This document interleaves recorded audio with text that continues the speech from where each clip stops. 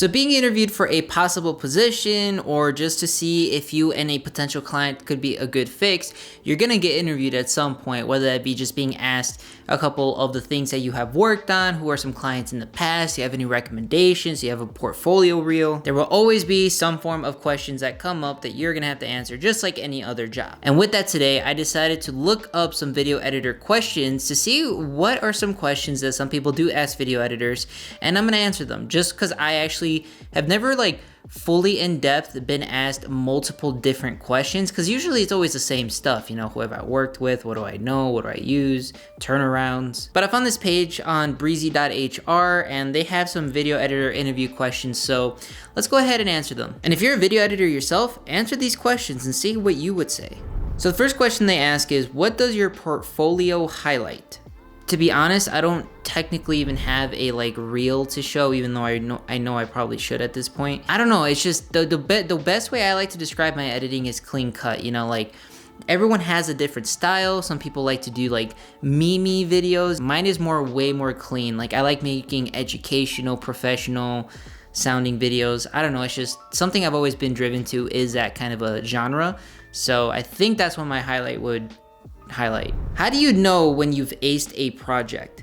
Now, given that I mainly work with Tom, anytime I feel like we know we aced a project is if one, if it's reciprocated well by the audience, two, if people are saying they took something nicely from the, like a nugget of information from the video itself, and then like just as like a client to client basis, if I meet the expectations they had personally for the video, if they end up really liking the video at the end, because you know, even though I am like have my own artistic like sense that goes into the videos I edit, the main goal is to still make the client's vision or like their taste shine too, so it doesn't get lost in the edit. So I feel like if I can balance everything where my artistic integrity is in there, theirs is in there, and the audience reciprocates it well, I think that's when I know like, all right, this video came out pretty good. Whose video work do you most admire?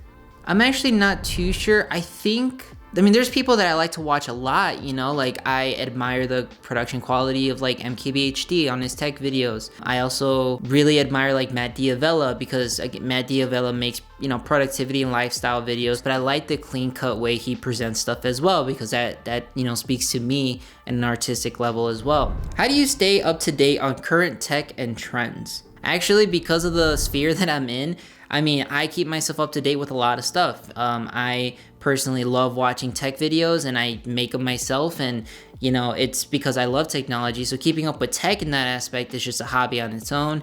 And then keeping up with trends, I mean, that's gonna happen just through word of mouth of the people that I watch, whether that be, you know, news people sharing what's a new trend, or just watching new trends pop up and then me having to like research about it and seeing what's going on there.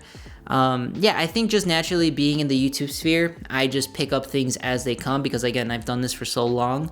So it's not that hard. I just keep up to date, just living my life, and things just come in full circle, and I learn a lot. Actually, the last big thing I will share too is diversify what you watch. Because like, even though I'm huge on, like I said, like my thing is productivity, lifestyle, educational stuff. I love watching educational stuff.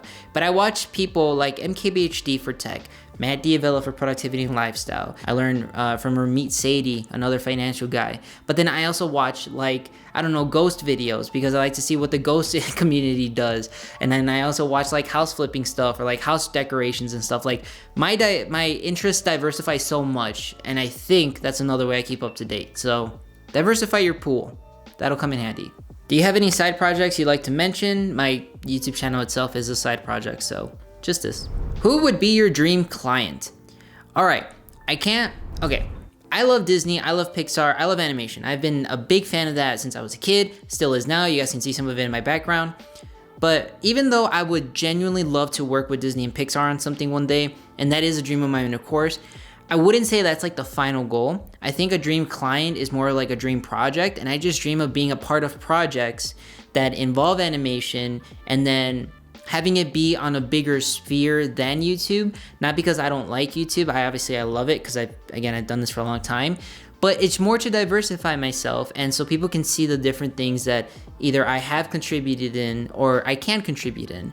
So yeah, I guess anything involving animation, whether that be, you know, Pixar, Leica, Disney, and I would like to work with production companies like Lionsgate. Yeah, just a lot. There's a lot. MGM. So I want to branch out. I guess that's my big thing. What's your top video editing software?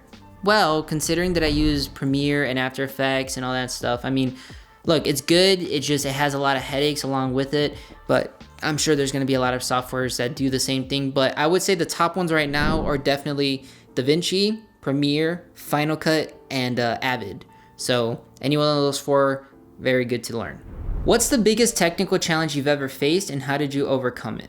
The biggest technical challenges I ever face are always ones where there's a creative thing that we want to try in a video and we have no knowledge on how to do it, so to speak. So we have to quickly look up a tutorial and hope that you find that nugget of information that you need and then make it come to life.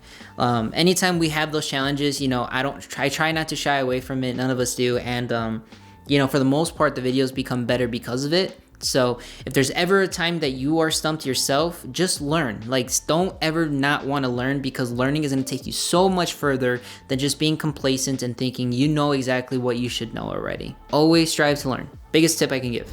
And let's end it with, what would you do if your most important client hated your work? Oh man.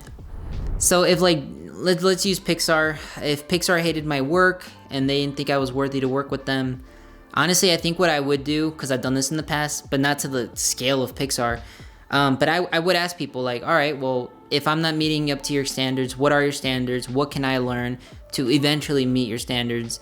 So that way I can start working on it. Because if they don't like what I do, and that would be understandable, everyone has different things, I would want to know, what do you like then, so I can learn it. Because if it's important to me, it's going to be important for me to learn the information I need to make it happen. So yeah, I think that's what I would do. There's not much more to it.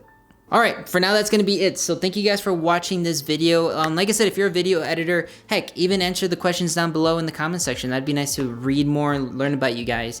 But if you have anything to say, leave it down in the comment section as well. If you liked the video, please give it a like, because it does help with that YouTube algorithm. And then if you are new, please subscribe for more future videos. I definitely want to now and then make these kind of like video editor talking, maybe even presenting some more information stuff. Just again, it's my career, so why not talk about it? And also feel free to follow me on Twitter and Instagram. I do post on there, just not as often. I'm trying to get better at it, so follow me if you'd like.